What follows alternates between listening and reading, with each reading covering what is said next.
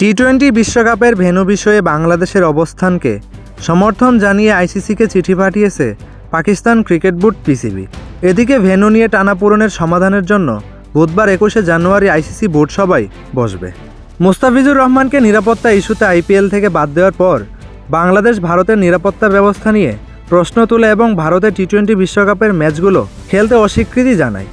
শুরু থেকেই পাকিস্তান বাংলাদেশকে এ ব্যাপারে সমর্থন দিয়ে আসছে। এমনও শোনা গিয়েছিল শ্রীলঙ্কায় টাইগারদের ম্যাচ আয়োজন করা সম্ভব না হলে ম্যাচগুলো আয়োজন করতে আগ্রহী পাকিস্তান। যদিও আইসিসি বাংলাদেশকে দফায় দফায় একই বার্তা দিয়েছে, ভারতের নিরাপত্তা নিয়ে সংশয় নেই। আইসিসির প্রতিনিধি দল বাংলাদেশে এসে বিসিবির সাথে বৈঠক করেও অবশ্য মন গলাতে পারেনি। বাংলাদেশ বিশ্বকাপ না খেললে পাকিস্তান তাদের অংশগ্রহণের সিদ্ধান্ত পুনর্বিবেচনা করবে, এমন খবরও বেরিয়েছিল। তবে এবার আনুষ্ঠানিকভাবে বাংলাদেশের পাশে দাঁড়ালো পিসিবি। খোদ আইসিসিকে চিঠি পাঠিয়ে বাংলাদেশের প্রতি সমর্থন প্রকাশ করেছে মহসিন নাকভির বোর্ড। প্রসঙ্গত, নিরাপত্তার সংখ্যা থেকে পাকিস্তানও ভারতে কোনো ম্যাচ খেলবে না। তাদের বিশ্বকাপ ম্যাচগুলো হবে শ্রীলঙ্কায়।